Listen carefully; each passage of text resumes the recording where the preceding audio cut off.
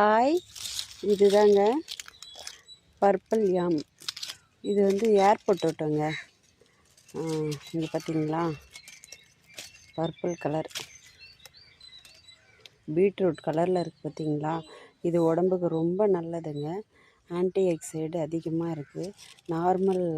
நார்மலாக வந்து ஒயிட் கலரை விட இந்த மாதிரி இருக்குது. பர்பிளு, பிளாக்கு இந்த மாதிரினா வந்துட்டு அதில் நல்ல மருத்துவ குணம் இருக்குதுங்க. இது சாப்பிட ரொம்ப நல்லா இருக்குது. குழம்பு வச்சு இதை சாப்பிட்லாம். உப்பு போட்டு அவிச்சியுமே இதை சாப்பிடலாம்.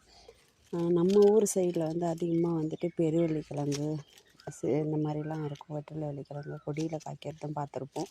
இது வந்து ஏர் பொட்டேட்டோ, பர்பிள் யாமுங்க.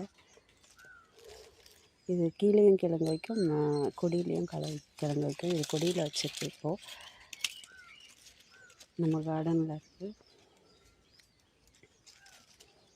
இது வந்து அந்த பாயாசம் மாதிரி செஞ்சு சாப்பிட்லாம், புட்டு மாதிரி செஞ்சு சாப்பிட்லாம்.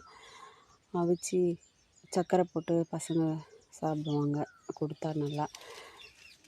வெறுமனையாகவே உப்பு போட்டு அவிச்சு சாப்பிட்டோம் நாங்கள். செம்ம டேஸ்ட்டாக இருந்ததுங்க. இது ஒரு வருஷம் கூட கெடாமல் அப்படியே வச்சுருக்கலாம்.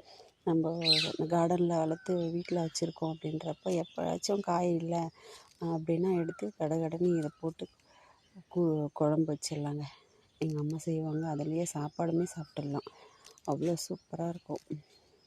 பட் இந்த ரகம் வந்து என்கிட்ட இப்போ 2 இயர்ஸாக தான் இருக்குது. அதுக்கு முன்னாடி வெள்ளி தான் இருக்கும். அது வந்து அதுலேயே நிறைய ரகம் இருக்குது. தேங்க்யூ. ப்ளீஸ் சப்ஸ்கிரைப் பண்ணி சப்போர்ட் பண்ணுங்கள்.